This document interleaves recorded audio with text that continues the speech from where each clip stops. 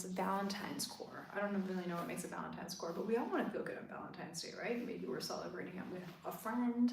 Maybe we're celebrating it by just pampering ourselves. Maybe you're alone, but you're going to do something special for yourself today. And that one special thing can be getting connected to your center, getting connected to your core, and then, I don't know, going to get a facial massage, foot massage. If you're, I lived in Brooklyn for a long time, and my husband and I, something we would do to relax together, and this would always make our date time just more relaxed, and we wouldn't talk about work as much because it's such a great way to ignite the parasympathetic calm nervous system, is to find a good foot massage place. 30 minutes, the two of us, we sit next to each other, we don't talk, we just breathe, get that relaxing foot massage. And then like we'd go and like get coffee after, and like go to dinner, and like go to a movie or something like that. And it's like amazing how much it can shift the brain. So that's a little tip for, you know, if you happen to not have a date yourself and go do something and pamper yourself. But first, let's do a little bit of core. So the main focus of this live, after I take off my Patagonia jacket because it is like 19 degrees outside and on your suit today, is to make sure that when you do your core, you don't only do an abdominal exercise. I don't want you to only feel fire here. Feeling fire here is great, but in terms of balancing out your body, then I want you to feel the fire in the muscles that surround the spine and the back. It's important that every single time you do a Pilates exercise or any kind of, you know, traditional core exercise that emphasizes the upper and lower abdominals, that you also balance it out by getting some kind of like a Superman exercise or anything that emphasizes the posterior chain. So I'm gonna give you 2 exercises today that are gonna help you with that. We're also gonna use my breathing method. If you've been following me for a while, you know how to do the engaged exhale, which is simply 4 key sounds on the exhale. And I'm doing this with you because it's gonna help to increase the amount of abdominal work that you do with every single repetition, because we're only gonna do like 6 repetitions of each exercise, but when each repetition lasts for 10 seconds and you breathe to the end of your breath, you're gonna feel your abs a heck of a lot more, and it's just gonna make the exercise a lot more worth it. So don't waste your time. Don't, you know, do a bunch of crunches where you're not even feeling your abs. Get your ab ribbon on, the handy dandy ab ribbon. But of course, I've been wearing ab ribbons now for like 15 years. I was wearing makeshift ones for the first years, where I would actually have the male side of the Velcro, you know, the kind of like chafes your skin and hurts you.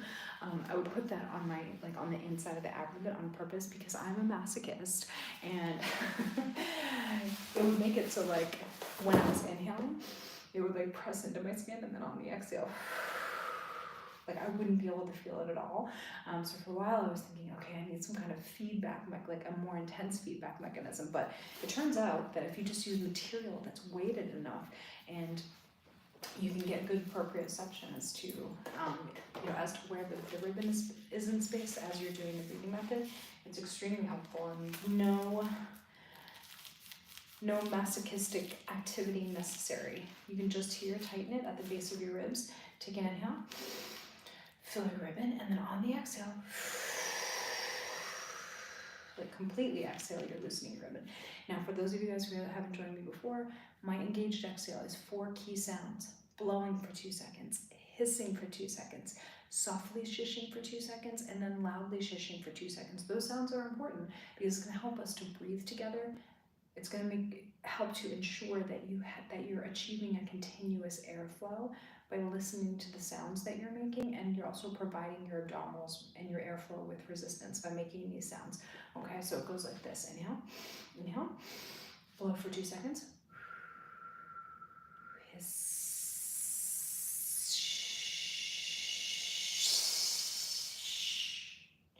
So you hear the difference between the soft shish and the loud shish. That's important because that's going to help you to actually exhale to the end of your breath. So if you're new, just follow me. Breathe with me, almost like you're singing with me. I want you to make those same sounds on the exhale. If you do have a Pilates mini ball, wonderful. We're going to keep this really simple today. You basically just need the weight, just body weight, except for the mini ball if you do have one.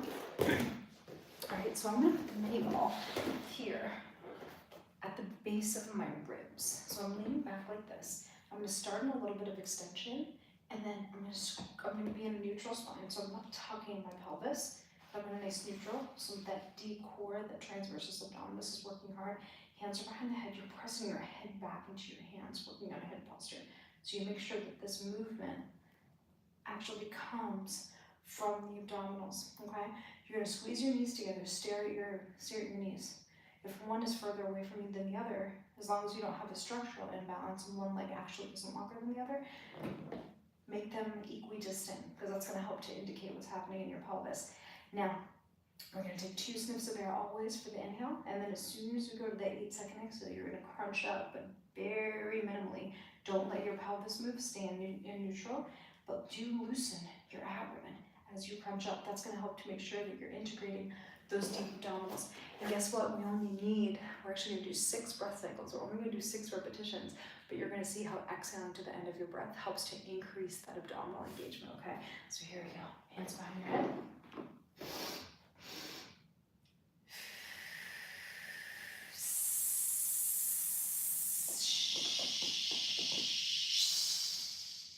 Drain the air. Loosen the abdomen, inhale. 5 more of those, baby.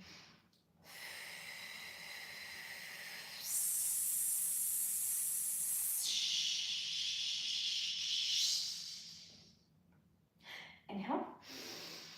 Holy moly.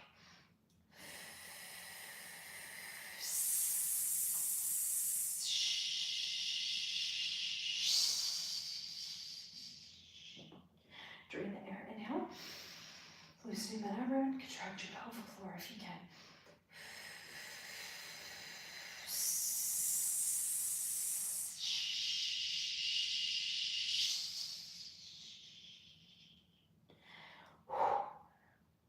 You only need 6 reps, 2 more here.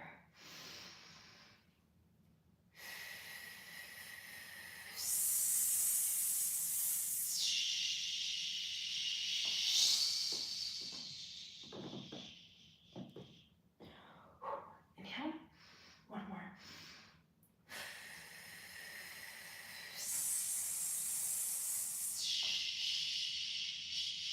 And reach up. Hold. 4, 3, 2, 1. Oh my God, so intense, right? So now my abs are burning. And I like to do this actually before lunch. I'll end up eating lunch after this, and you do prime your body to metabolize your food more effectively as you spike certain hormones in your body, and something called the GLUT4 receptor on your muscle helps you to become also more insulin sensitive, so that you're just a healthier person if you always do some repetitions before you eat. Okay, now we're into Superman for this one. Okay, no ball necessary. Now here, I want you to think, back up a little, you can see me in the mirror here. Okay, so this is the exercise. We're doing the same breath pattern, and you're going up and down with the arms. So we're going high, wide, to W. Now here, I want you to think slight tuck of the pelvis and press the center of your pubic bone into the ground as you do the exhale. Now on the inhale, if you're advanced, I'm actually going to come up to a high swan. If you can keep your glutes engaged, we're going to work the lower back a little bit here. Okay, so we're going to work that low back core to balance out those abs that are still on fire. Okay, so here we go. Inhale, inhale.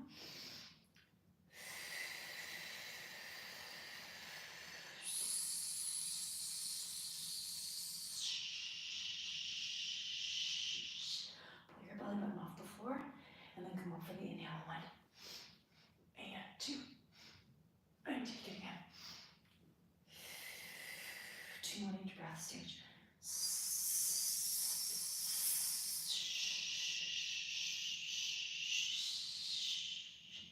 And pulse it up, inhale. 1 and 2. 1 more here.